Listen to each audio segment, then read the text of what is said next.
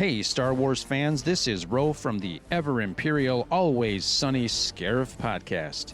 Recently, it's come to our attention that there's been a security leak here on Scarif Station. I call on all our Imperial agents to be vigilant and to scan the HoloNet for news and rebel rumblings. I call upon you to access the Jedi Temple Archives podcast for the latest in Star Wars. Welcome to episode 33 of the Jedi Temple Archives podcast. There is more knowledge here than anywhere else in the galaxy. Only members of the Jedi Council are allowed access. Guarding the holocrons is one of the most important duties a Jedi can be given. Do you think you're up to the task?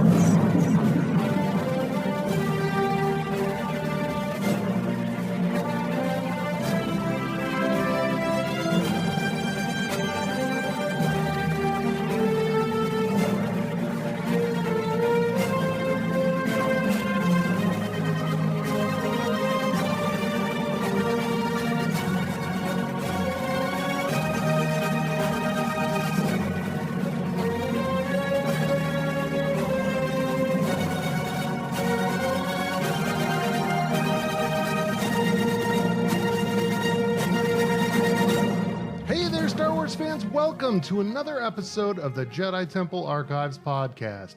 I'm your host, Rob, and we are recording this episode on Tuesday, November 5th, 2019. I wanted to start off this week's episode with a shout out to one of our listeners and followers out on Twitter, Anthony Welling, who won our October monthly giveaway of a Star Wars Galaxy's Edge travel tumbler. Anthony is a big supporter and listener of many Star Wars podcasts, and that is always very much appreciated by those of us who put these shows together. I know that he would probably say that, he's just one of a large group of people in that Star Wars community, but certainly those of us who create this Star Wars content appreciate listeners like Anthony. So very well deserved for him, and congratulations. All right, for this week's show, we have a special guest on the podcast, Todd Hoffman from WSTR Media, Galactic Public Access Podcast. And he is a Chicago native. Are you native in Chicago, or are you just living there? How do you define native? Have you been living there, I guess, long term? I guess I've been there for quite some time. Very good. Yeah, and actually, probably bears noting that Todd is going to be one of the guys that is going to be at the live podcast event that was organized between WSTR Media and Scarif Podcast. That's taking place in Chicago at Alley Cat Comics on November 17th. So if you are in the Chicagoland area and interested in coming out to a live podcast event, we will be posting a lot of information about that out on social media. Definitely stop by, check it out. It should be a good time. I know Ro has got quite a bit of stuff to give away, and there's definitely going to be some fun guests, including Yoshi Vu, who he had on as a special effects artist from Industrial Light and Magic. He had on his podcast, and he's going to be there in person. So that's going to be kind of a cool, meet and greet for anyone who shows up at that event. So, Todd, what we're here to talk about tonight is the 501st. Actually, Ro had kind of pinged you on, I believe it was Twitter. I was looking to set up an interview with someone in the 501st so we could kind of talk about that organization and the work that they do for charity. And he had thrown your name out there, and you immediately jumped in and said that you'd be willing to do the interview. So thank you so much for coming on the show. You're so welcome, Rob. Yeah. Happy to be on the podcast. Thank you. Terrific. Yeah. And so how long have you been in the 501st? So I've only been in the 501st since November of 2016. So only getting on 3 years here. So, but yeah, I that's when I officially joined. Terrific. Yeah. And so for those of you out there who don't know much about the 501st, it is a fan costuming organization that does a lot of charity work. They are not officially sanctioned by Lucasfilm, although they have been kind of granted a backstory by Lucasfilm and been incorporated into canon in many ways, which is kind of a cool nod, primarily because of how professional they are and the work that they do in the community. And so, Todd, as a member of the 501st, I'm guessing that you do some trooping out there for some of these charity events? Yes, exactly. So for layman's terms, that's what we kind of do. What we call events is kind of we troop. And so yeah, it's strictly volunteer. It's not for any kind of money or anything like that. It's a volunteer thing.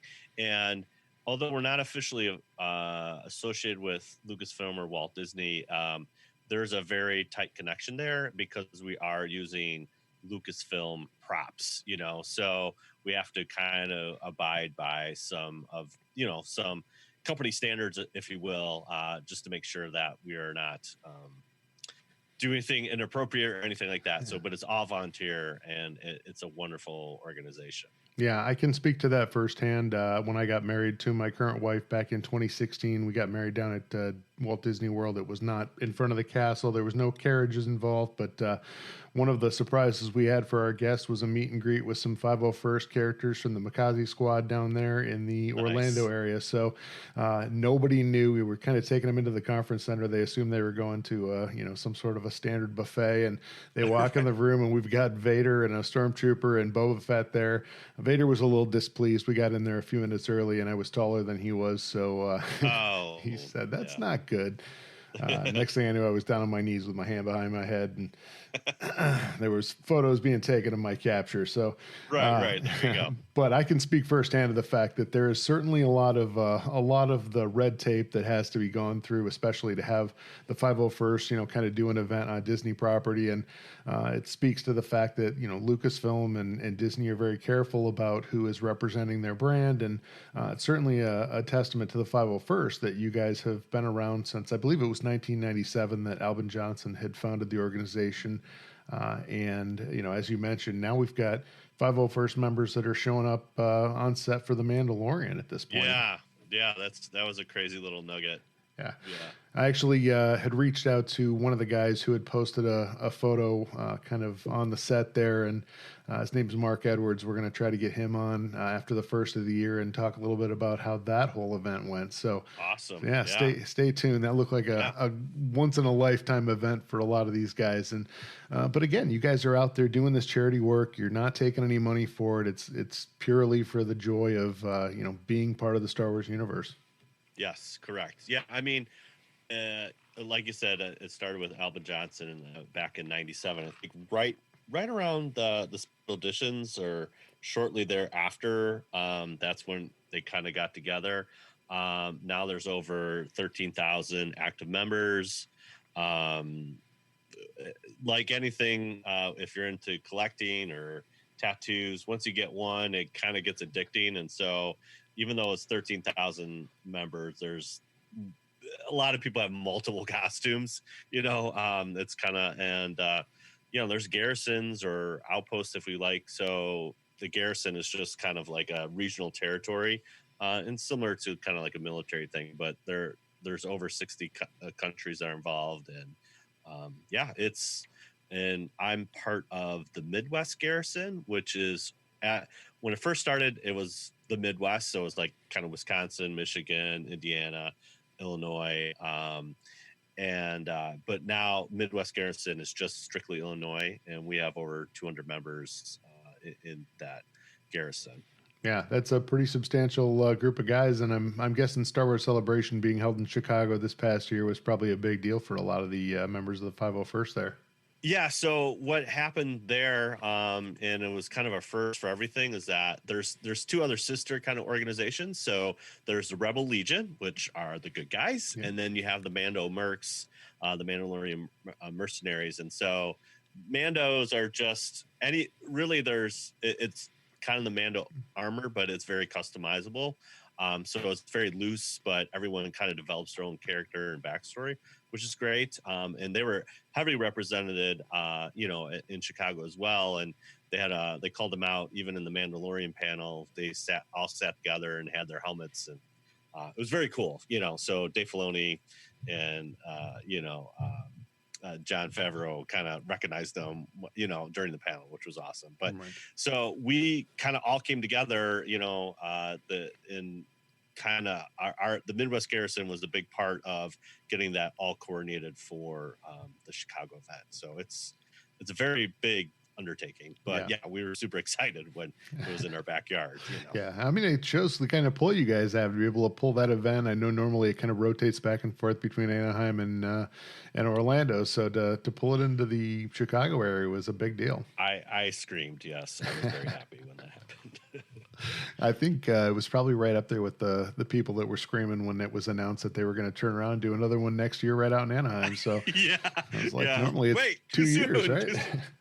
Have you been to celebrations? I have not actually, and that's kind of one of the giant gaps in my life. Is I definitely need to attend a Star Wars celebration. Yeah, like, are you a Star Wars fan or what? Yeah, I know. I was pointing out on social media a little while ago that, and I think I mentioned it on the show last week, but I kind of had some things going on in my personal life for a number of years there that interfered with me being able to really embrace my fandom. But I've always been in touch with Star Wars universe and done a lot of reading. I don't care if you got one action figure, or 1,000 action figures, or one T-shirt or no T-shirts.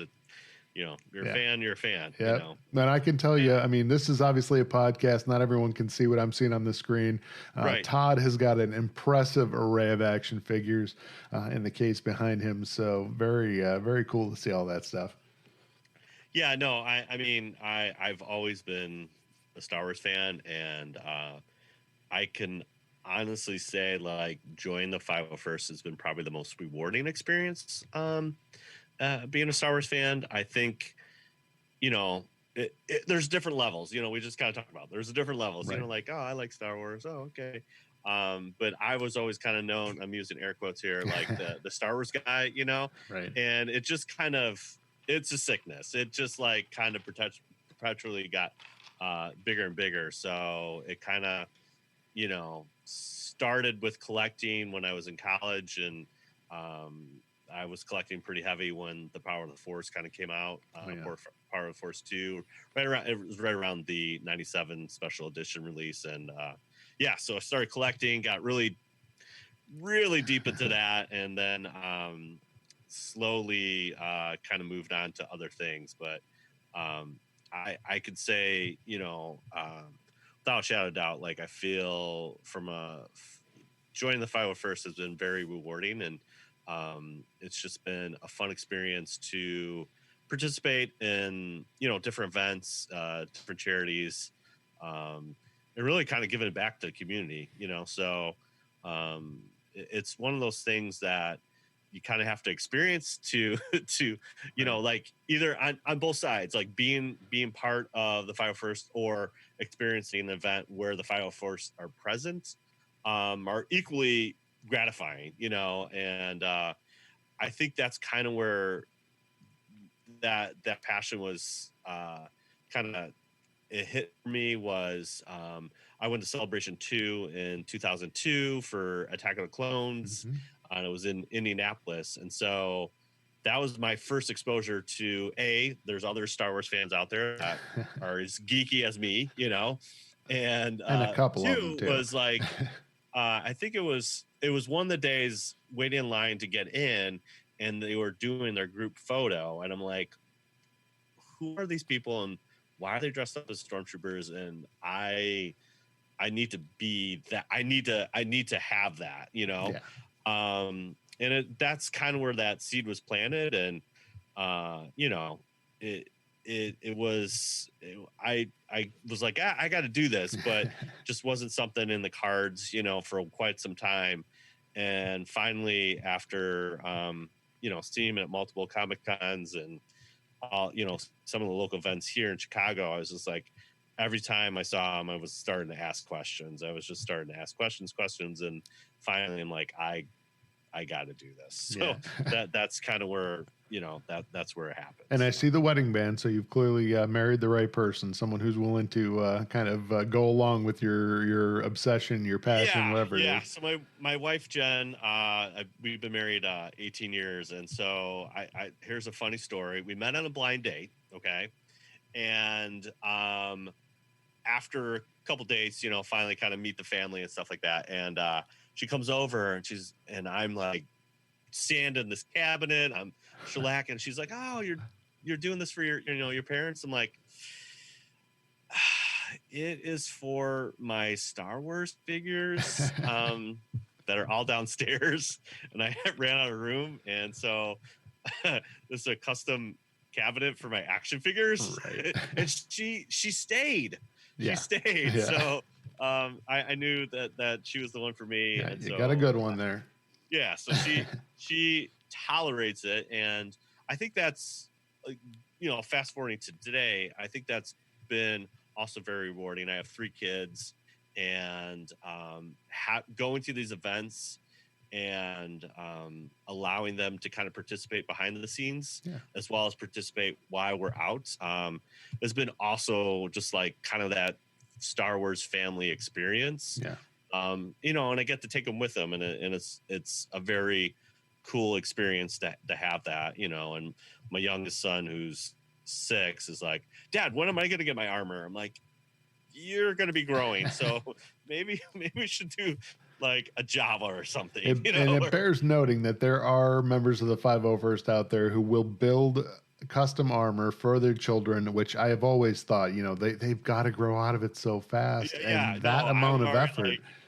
We have one gentleman in our he has 3 boys, and he's passed down the armor to each kid, and it's they do grow out of it so fast. So I'm like, I don't know, but I think with 3D printing though, that has really taken off, and you can see that a lot in not only cosplay but just in the 501st as well. It's just some of these guys got 3 to 6 prayers going, and in fact this guy Kevin in our Legion, he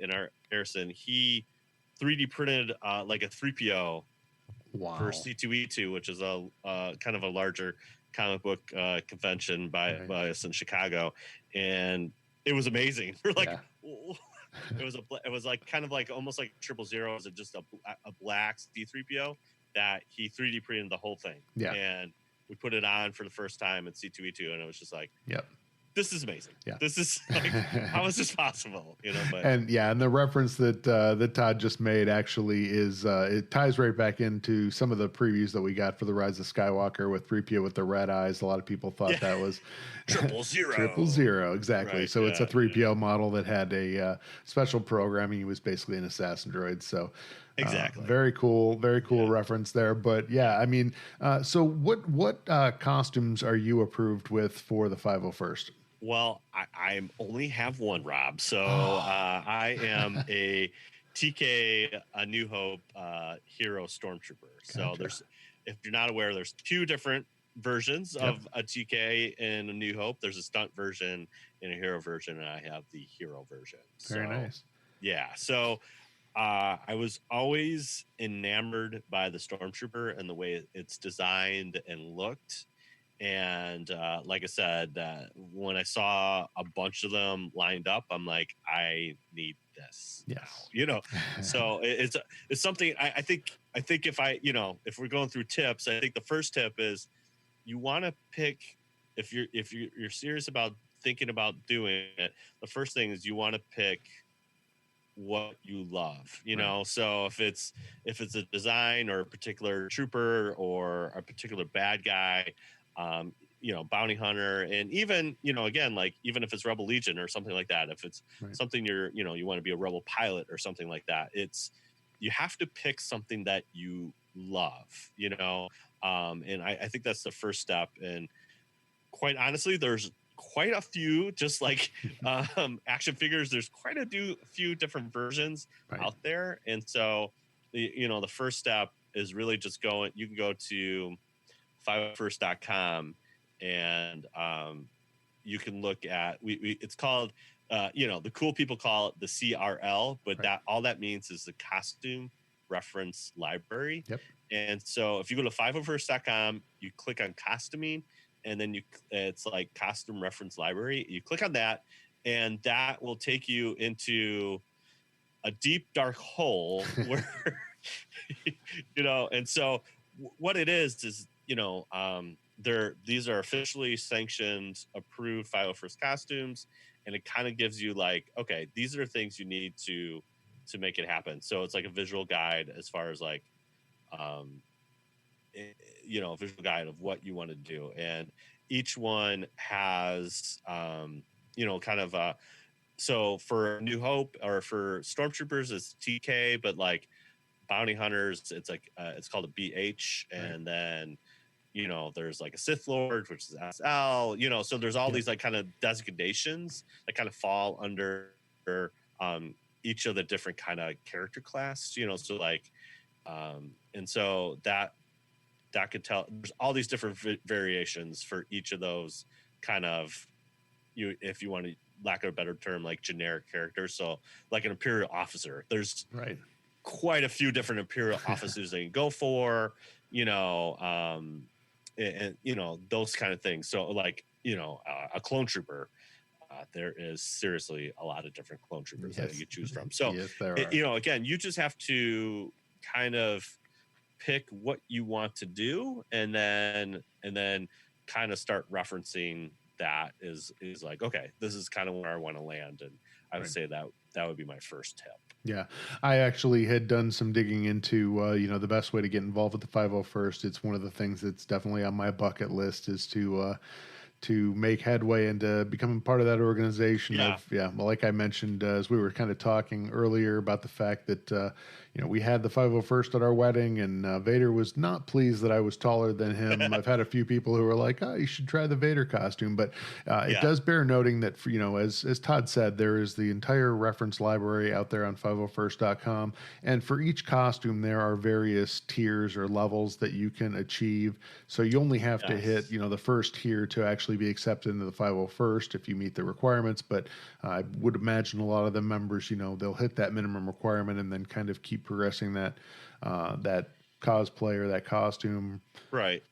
It's not, it's not terribly complex, but sometimes people make it that. It just, you have to kind of meet the standard regulations. You want it to be film accurate. So you're not going to get this on eBay. You're not going to get this, I think that's the other thing that is, especially now with the internet, it's very easy to get to it as more. It's not this kind of hidden handshake. I got a guy that knows a guy that has this guy that has original molds from from A New Hope, England, and you have to pay this fee to get them shipped over here. It's a lot more simple there than that. But I would stay away from eBay or anything like that.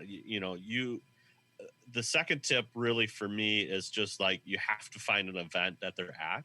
Yes. And seriously just ask questions, because usually what happens in most of these events is you have people dressed up, and then you have like usually there's at least a handler, which is helping the costume people, but then there's usually somebody there that is there just to help with questions, because people are curious and people want to take pictures and all that, but some of us nerds that want to get involved, just want to start asking questions, and usually there's always somebody there to kind of help with that. And thank God for nerds, because without them, we would not have podcasts and be able to sit there and throw this stuff out into the ether and actually have people listen. Right. And it's interesting. I'm kind of curious. So, as I said, I've kind of dug into this a little bit, and one of the things one of the pieces of advice that I was given was, start with a simple costume, maybe an Imperial officer or something that doesn't really take a lot of time or effort to put together. And then once you get in, you have access to the 501st forums, where you can actually get that help in building your Stormtrooper armor or whatever your ultimate goal is. But, it sounds like you were able to go ahead and just go straight to the cosplay or the costume that you wanted to go for. Well, there were some steps. So, I finally did it and ordered my TK. And so when it got, usually if you're doing kind of an armored thing, it's not all put together. You kind of have to put it together, and TK for Stormtrooper, it's true, they can't really see. You can't really see, and some of these costumes that's the thing. Like, if you're not into wearing a mask, then maybe you want to do Imperial officer. Some of the costumes both on the Rebel Legion and kind of the 501st are like base costumes you kind of build up, Sure. So like you said, like Imperial Officer or an Imperial Cadet, which is basically a jumpsuit with a hat, and then you can get the TIE fighter pilot added to it, or there's certain kind of base costumes that are a little bit more simpler, and then you can kind of move up. But like for me, like a TK, can't really move in it too well. It's not like you can run. Sitting down is not a big sitting big down, thing either, right? I was like, okay, you can't do Rogue One. The guy's like kind of sitting down. I'm like, okay, right. I don't know how that's possible, but that's okay. Right. But like for me, it just kind of shows like how cool the Star Wars community is and how cool the 501st members are, because I got to a point in my TK where you kind of, it's like a mold, and you kind of trim all these pieces, and you have to sand and do all this kind of stuff. And I mean, it's pretty involved. Sure. Even though it was somewhat partially assembled, but still have to kind of do that stuff. And then it gets to the gluing part. So for anyone that's not really familiar, like it's really just halves, like you have a half of a bicep and then the back half, and you kind of glue it together and lay the strip down. And I mean, it's all kind of, it looks really nice, but like when you're doing it, it's like, wait, how does this all kind of, it's kind of like a Lego set. Like, Right. I don't know if how this piece works. And so I got scared, man. I got to a point where I got everything trimmed, everything ready to go. I'm ready to lay down glue, and I'm like, ooh, this is kind of permanent. And I had to pause for a second, because I was like, I just want to do it right, because this is like, I'm kind of, spend a lot of money, Right. to make sure I do it right. And so I was at an event. Local baseball game, and me and my son Trent were taking pictures. And one of the 501st guys noticed my tattoos, because I also have Star Wars tattoos, because, when you're a Star Wars fan. Right. So he's like, oh, dude, love your ink. You should get one of these. And I'm like, I got one. And he's like, why aren't you trooping? And I was like, I'm at the glue point. And he's like, so we kind of talked a little bit. And then later during the baseball game, he came by. He's like, hey, here's my face. Hit me up on Facebook. We'll get it done. Nice. So I went to this guy's house, didn't even know him, from Adam, and his name was Mike. And, so he just showed me how to do it, like one little thing. And that's all I needed. Like, that was like the confidence I needed, like, oh, I could do this, and so kind of showed me how it all works out. And then he came over a couple of times to kind of help me finish some stuff. So, that's where I'm saying, like, once you kind of make those connections with your local garrison, and that's where you can benefit for people that have done it before. It's just like anything else, like experience. Like if you're a total noob and you don't know what you're doing, you want to ruin something that you're investing money into. So partnering with other people, and the other thing that a lot of times, our garrison does it, a lot of other garrisons do it, it's like have build parties, where it's like a bunch of guys and girls in a garage trying to sanding and grinding and trying to figure out how these, and gluing, and kind of figure out how these all work. And people with experience that have done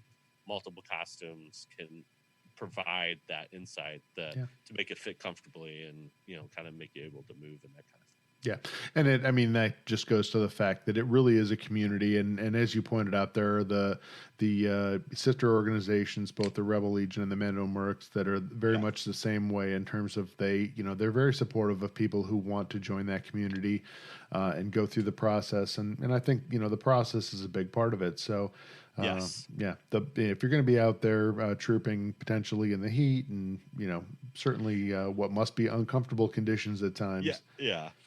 It's like anything else. It's like, I'm going to sweat for Star Wars. And, that's the one thing you understand very quickly. You're like, oh, this ABS plastic does not breathe, and I guess I should put some fans here, or something like that. And, we have a couple guys that the same gentleman, Mike, he's a Chrysanthemum. And if you don't know who Chrysanthemum is, he's a Wookiee bounty hunter. And so because he's a Wookiee bounty hunter, he's on the 501st. And so that thing doesn't breathe. It's like, it's like yak wool. And, and so with the Wooks and stuff, it they can only be out there for a couple like an hour, and then they have to take a break. And, where some costumes like an Imperial officer, you're just Yeah.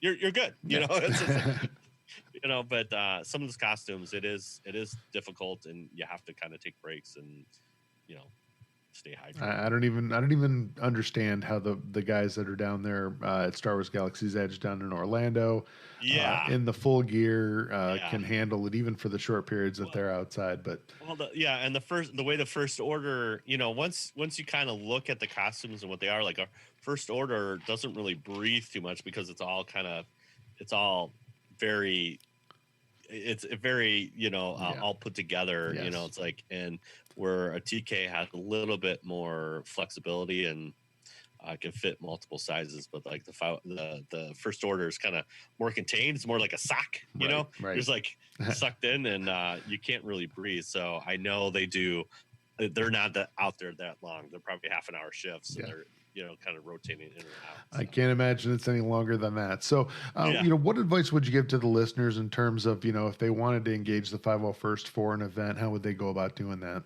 Yeah. So I really, you know, first of all, like I said, kind of figure out what you want, go to the 501st, do that. But then I really, you know, look at what's, you know, look at the local Facebook page. A lot of them have local Facebook page and say, hey, these are the events we're going to be at, you know, or their posts like, hey, this week, this is what's going on, and go to events. And then, like I said, just kind of interact with the folks and try to figure out what's the best way to do it. And, you know, it's all about research, you know, it's all about kind of figuring out what you want to do. And then once you get the material, then it's just a matter of, you know, again, trying to figure out what the best way to do it. And, you know, again, depending on what you pick, there's, you know, there's simple builds and there's somewhat complex builds, and, you know, but if you're in, you know, cause like I'm not very crafty, and so I barely got by, but, you know, cause it's like, you know, some people are, you know, very crafty and they want to do, you know, they want to do all this leather work or, you know, whatever that. Oh, I've seen the cosplayers before. Yeah. You know, it's just like anybody else. It's like, you know, or another thing that is pretty prevalent in the community too is like commissioning work, meaning like you have a 501st member, like there's, you know, a couple seamstress that all they do is like imperial hats, like they're the best, you know. And so like you once you find that contact, then you would have somebody basically make that for you, right? That would fit the regulations that the 501st is asking. So you know, that's another option, you know. And again, it's all about budget and cost, and, you know, what fits into that, and obviously your body type too. So if you're a larger man or a larger woman, you know, some of those things you can't, honestly, it's just not built for that. And so you have to kind of figure out, okay, based on my body type, what is that? How do I fit? You know, cause like, you know, like you look at Anthony Danielson's like C-3PO, that dude was a beanpole and fit in this, like, you know, so a C-3PO person for, you know, C-3PO outfit is not meant for a larger person. Right.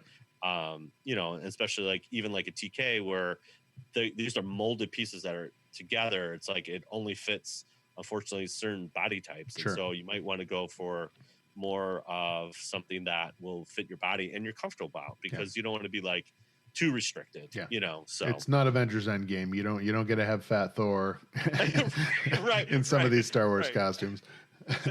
Exactly. So yeah, I mean, it's just it depends on, you know, again, what you want to do and what that looks like. But there's advantages and disadvantages for anything you pick. So you're like, oh, I love this.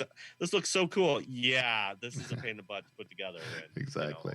You know, or it might look cool, or it could be like super simple. You're like, oh, that's a great simple build. You know? I went through and looked at some of the specs for the Vader costume, and there's so much to that. It's ridiculous. I mean, the people who have done it have spent long periods of time kind of building that up over time. Yeah, exactly. I will say that's the other thing. Like, how quickly do you want to, you know, like how quickly you want to do it? And there's so many groups out there now. And I think that's what you know, like I said earlier, the internet has really opened up a lot of people that do this. You know, and they're established companies and they're good work, and you get good pulls on the molds and stuff like that, where it's good quality stuff. And and that's kind of where you want to go, and that it's definitely involved. And like I said earlier too, with 3D printing, you could do some amazing stuff with 3D printing as well. Yeah. So, and I think your point about the fact that you really want to start with making those connections is well taken. I know you mentioned, don't go out and buy stuff off Amazon.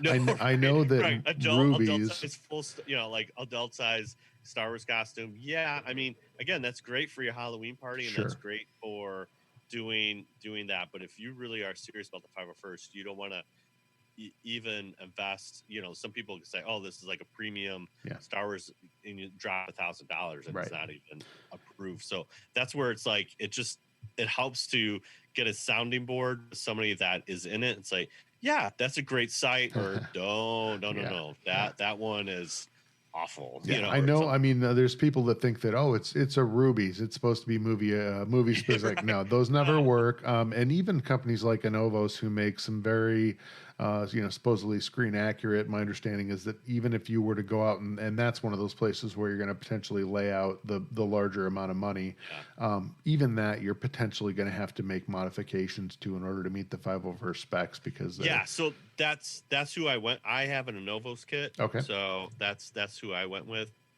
But there's so many other companies out there that you could look. But yeah, I mean, even with those, there's always going to be some kind of tweaks that you need to do that. And so once you do all that, you kind of build those connections. It is a relatively simple process as far as, then you take pictures, and then your local garrison member, there's people that basically approve it. They get sent to the bigger 501st Legion, and then you get your number. And so the cool thing about that is, like I said, every kind of class has their designation, and then you have the ability to kind of pick your own number, usually a 5-digit number, and then if no one else is taking it, then it's yours. And then the cool thing is then basically if you do expand off and hey, I was a stormtrooper and I want to be a Imperial officer, all that changes is the 2 letters in front of it, and your number stays the same. So that's very nice. Terrific. And then you can a troop, and then that, I think, to me is the most rewarding thing, and just having that experience interacting with fans, and that's where the real joy comes in, as far as being that storm, being that whatever to that kid, and even to that adult. It makes it all the while, and kind of opens up opportunities too, just because you kind of have an insight as far as like, oh, I get to go to this event and be able to kind of see some of the behind the scenes stuff and and participate. And I can speak firsthand to the fact that the guys that are doing this are true fans of Star Wars. I had 3 saber forged lightsabers that I brought to the meet and greet, just so that the kids would have something to hold while they were taking pictures with the characters. And the characters that we had there were kind of swapping their blasters for the lightsabers and checking them out and stuff. So they're very much they're interested in the type of stuff that you're carrying around as well. So there's a love for Star Wars. That's clearly why you guys get into this stuff in the first place. And the other thing I will point out is when you do set up the event with the 501st, they'll tell you what you need to have on site at the whatever the event location is: ice, water, some place for them to securely change and store their gear where it's not going to be just kind of laying out where people can go rifling through it. So that stuff is all taken care of when you engage them for a potential event. Yes, exactly. Yeah, need water because we sweat. Absolutely. That's as you pointed out. I mean, a lot of the costumes are not terribly breathable. So it's like, who designed these things? Nothing ruins the event quicker than someone passing out from heat exhaustion. Oh, there goes Chewbacca. He's down. We have a Wookiee down. You don't want to have a traumatic experience for like a kid or something like that. But it's kind of a band of brothers, band of sisters. Once you kind of get into the club, and again, somebody said this a long time ago. You are what you consume. So there's so many different avenues with Star Wars and your fandom, and you can express that in so many different ways. And this is just another avenue, and the 501st can be, you can go, you mentioned this earlier, you can go to this like Centurion level, which is like the elite of the elite levels and be like the most extreme accurate person, or you could just get by and still be rolling around and having fun and high-fiving the kids, and it still allows you to have that access. So Yep. it you can go all in, or you can start small and kind of work your way up. And and there's all these offshoots, Right. there's the droid builders, and it's just like so many different avenues with Star Wars, the Star Wars community and the Star Wars build community. It's crazy. Yeah. I'm looking forward. We're going to the Grand Rapids Comic Con next week, and it's going to be my first con taking my son. So he's definitely going to be into checking out the 501st area over there, and they're going to have the droid builders there as well, and a couple of guests that are going to be Star Wars related. So really looking forward to seeing them. But I mean that's part of the I think that's those kind of larger events. That's where it's a lot of fun because you get a good mix of people that have all kinds of different costumes. And exactly. Then, most of the 501st too, if you've never been to an event, we usually have kind of like a backdrops, a couple backdrops for photo ops and that kind of thing. So you can kind of play around with that and be your own action figure and that kind of thing. So we try to have some backdrops and and make sure that you have a fun experience, as you're going to those events. Yeah, it goes back to what we talked about earlier with the fact that it really is a brotherhood. I know that when you guys put those together, that you guys generally will get a group of people together and kind of build them together. So, and if you've ever been to an event and seen them, they're incredible. Yeah. So Celebration Chicago, okay, like they had prop builders from all the different garrisons there, and I'm sure you saw it, a full blown X-wing. And yes. You're just like, what? And then a legit TIE fighter to scale, and you're like, okay. Right. And then unfortunately I wasn't able to get a photo op with this, but somebody recreated like the interior of the Falcon in multiple different parts, and you're just like, it was just amazing. Right. It's just amazing. And then everyone, like, we had a detention block and an E-Web, which is like the snowtrooper big cannon, and the tripod mounted. Somebody built a speeder bike with the Endor bunker, and like it's crazy. Like one of my fun experience, we have this huge event. It's called I live in a suburb of Chicago, but it's called Joliet Library Day, and it just encourages kids to go to the library, and it's our biggest for the Midwest Garrisons, one of our biggest events. And 2 years ago, we had the opportunity. Some guy from, I think he's from Missouri. I'm not really sure. My facts are not straight, but he built the Rogue One tank. And so the Rogue One tank that was at Celebration 2 years prior, I get to walk right next to it in a parade. Wow. And then some guy, one of the guys in Garrison, got a picture of it and photoshopped it, and it looks like we're in Jeddah. Wow. And I'm just like, that's on a card for life. And I'm just like, this is amazing. Right. And I was at Stormtrooper right next to the tank. And it's like, I'm not going to lie. It's like, it's such a cool, thing where you have your buddy who's a tank commander is literally in that tank, and we get to drive around, and you're just like, this is like coolest thing. This is your frozen moment in time. This is what all the work went into, and like, it's the total payoff. What is going on? What is going on? So it was just, those are kind of things where somebody's dedicated and it's to do something like that and build these kind of props, and it's just a fun experience to kind of be part of that. Sure. Yep. And it goes back to the depth of fandom that the guys who take part in these organizations have, and the respect they have for the people who were part of creating these original Star Wars films and had to do it from scratch. And it's just it's a way to connect with that whole legacy of Star Wars. I can't. Yeah, I mean it goes from big to small. So you could do that birthday party for that kid that's a Star Wars fan, to these larger Comic-Con events. But I haven't had the opportunity yet to do a hospital troop, but those are other things where it gives kids hope that are sick or not in a good situation, and we get to go to these hospitals and help kind of bring a little smile to those guys' faces, and it's super rewarding, and it's a great way to kind of give back to the community, and I think that's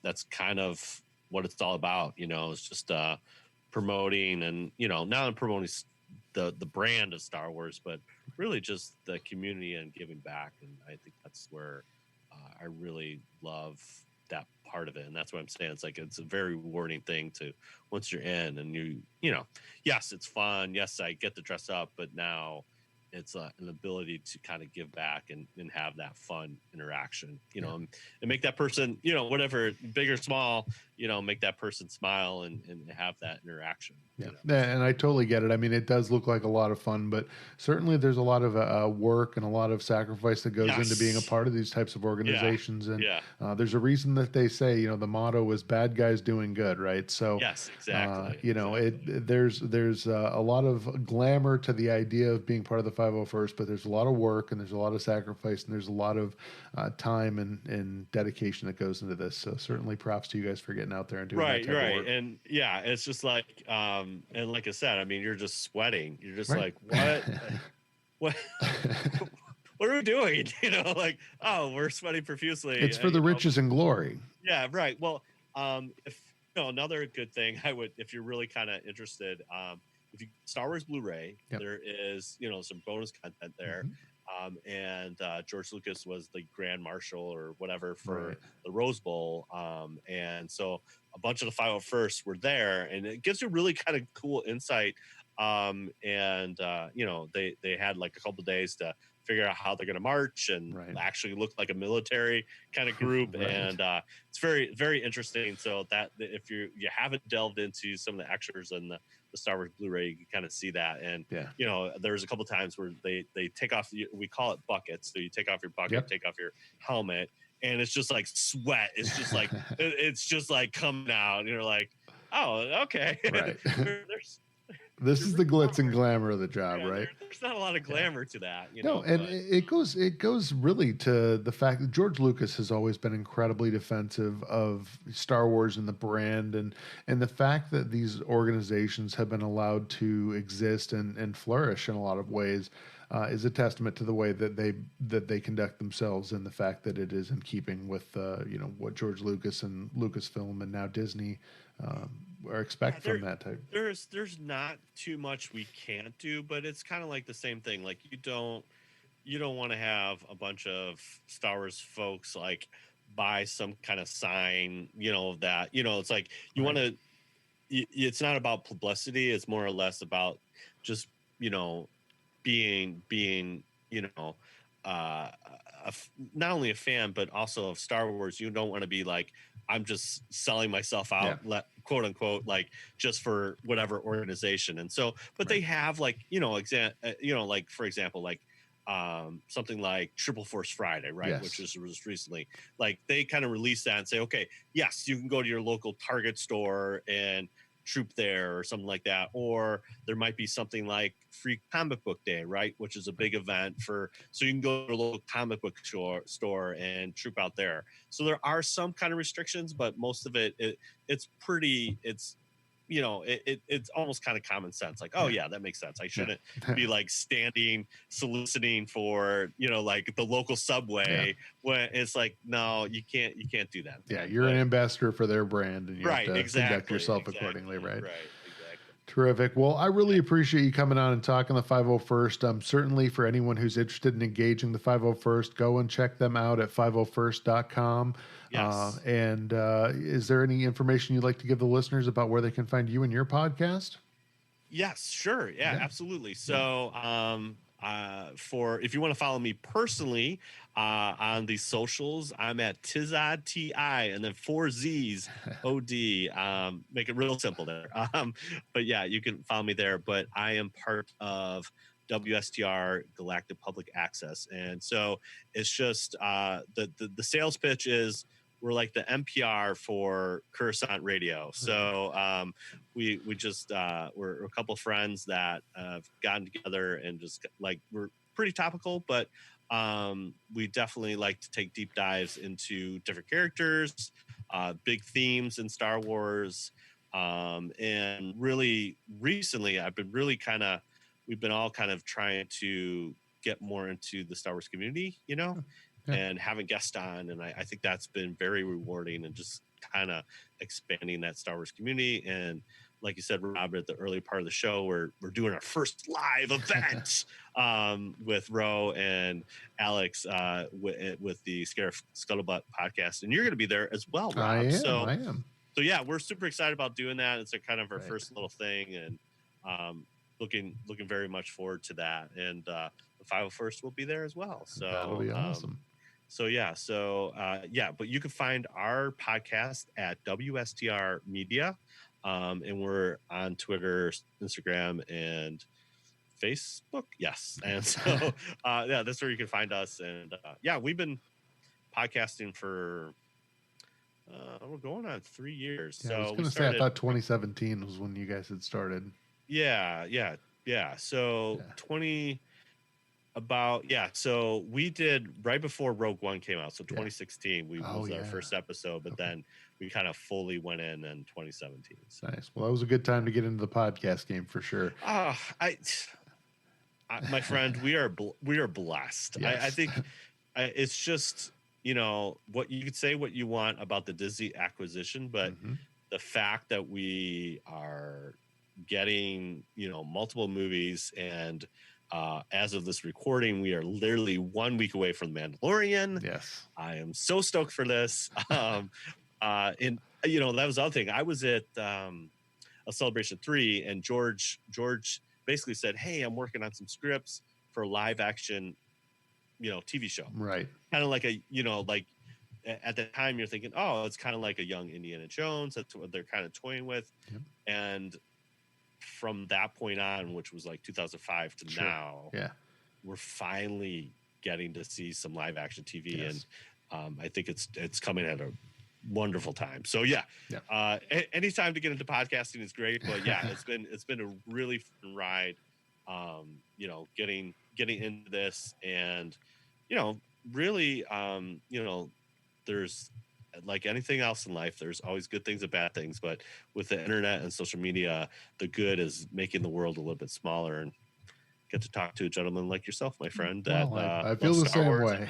that wouldn't happen 10 years ago. Yeah. That wouldn't happen 10 years ago. And so I think that's pretty awesome and pretty powerful about not only the medium, but also just kind of how Star Wars connects people. So. Yeah, I completely agree. I've got a co-host that lives out in San Diego. I probably, I certainly would have never met him in the everyday walk of life, but Star Wars brought the two of us together, and we've had a lot of great times as a result of that. And looking forward to creating some new great times with you guys in Chicago on November 17th. Yeah. So I'm looking forward to that. Yeah. It's going to be a good time. So thank you so much for taking time out of your evening to come on, talk the 501st with us. Certainly an organization that I want to make our listeners aware of. And whether you engage them for an event or whether you just happen to see them in passing at a Comic-Con or Star Wars Celebration, stop in and talk to them. And I think you'll realize very quickly that it's definitely a brotherhood, and they definitely are a credit to the Star Wars community. Yes. Thank you so much. You bet. You have a wonderful evening. All right. Thanks. Are you interested in taking a trip to the planet of Batuu and the ultra-immersive world of Star Wars Galaxy's Edge at either the Walt Disney World Resort or the Disneyland Resort? If so, the one thing that I can tell you from personal experience is that planning any Disney vacation can be completely overwhelming. That's why you need the expert planning services of Casey Lucas at Lucas Family Travel. Casey can help you to select the perfect resort, book your fast passes, your dining reservations, including those hard-to-get Oga's Cantina reservations, and even recommend the perfect time to visit based on the historical crowd levels. And the best part is that all of these services are completely free to you and included as part of your Disney vacation package. So visit lucasfamilytravel.com today to book your vacation package and enter the promo code JTA Podcast in the comments to receive a free gift with your booking. Again, that's lucasfamilytravel.com to book your trip today. And as they say on Batuu, may the spires keep you.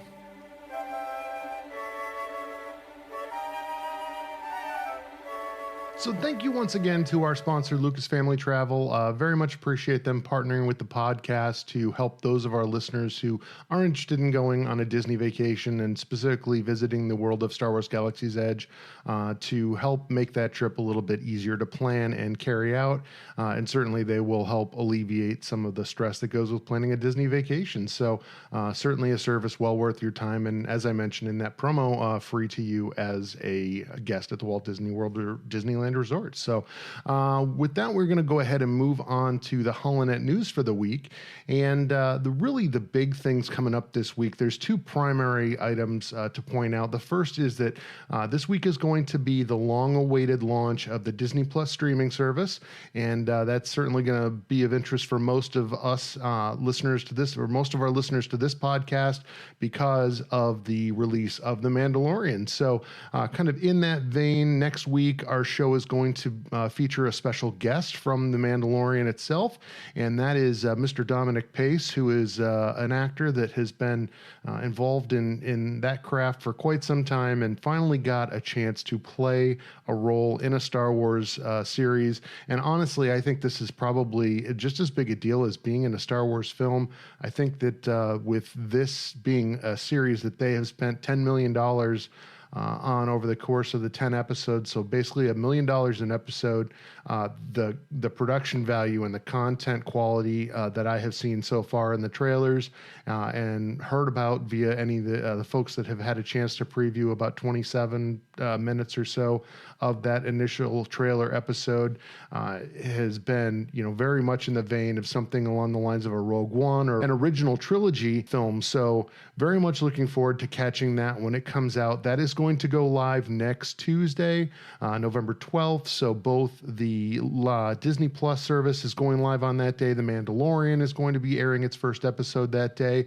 And we are going to be releasing our episode with Dominic Pace and our interview with him on that date. So certainly check it out. I'm going to be posting some photos on our Twitter, Facebook, Instagram, and Pinterest of Dominic and his character, who is going affectionately, I believe by the name Gecko is the name that has been attributed to him out on IMDb Pro.